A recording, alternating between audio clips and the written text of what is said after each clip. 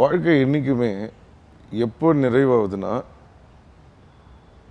என்ன கஷ்டங்கள் வந்தாலும் சரி, என்ன சக்ஸஸ் வந்தாலும் சரி, ஒரே ஒரு விஷயம் தான் நான் என்றைக்குமே ஃபாலோ பண்ணுவேன்.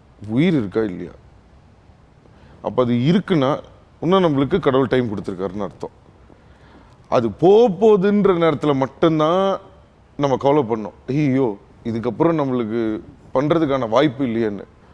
அதான் இருக்கே, அது போகலையே அப்படின்னும் போது அது எனக்காக நடக்கும். அதே நேரத்தில் அவர் பண்ணியிருக்காருன்னா அவரை தாண்டி நான் போகணுன்னு எதுக்கு நான் நினைக்கணும்?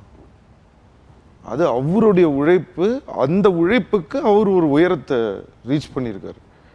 நான் இந்த இடத்துக்கு வந்திருக்குன்றதே முதல்ல மிகப்பெரிய விஷயம். ஸோ அவரோட இதை பார்த்துட்டு ஐயோ எங்கள் அப்பா இப்படி பண்ணியிருக்காரு, நான் இப்படி பண்ணிடணும், இல்லை என்னுடைய காம்படிட்டர் இப்படி ஒன்று பண்ணிட்டாரு, நான் அதை தாண்டினுன்றது எனக்கு அவசியம் இல்லை. எனக்கு ஒரு கடவுள் ஒரு திறமை கொடுத்துருக்காரு. எங்கள் அப்பா என்னை நல்ல விதமாக எல்லாமே சொல்லி கொடுத்து வளர்த்துருக்காரு. அதை படிப்படியாக என்னால் முடிஞ்ச அளவுக்கு பண்ணி ஒரு நல்ல ஒரு இடத்துக்கு வரணும்னு ஆசைப்பட்றேன்.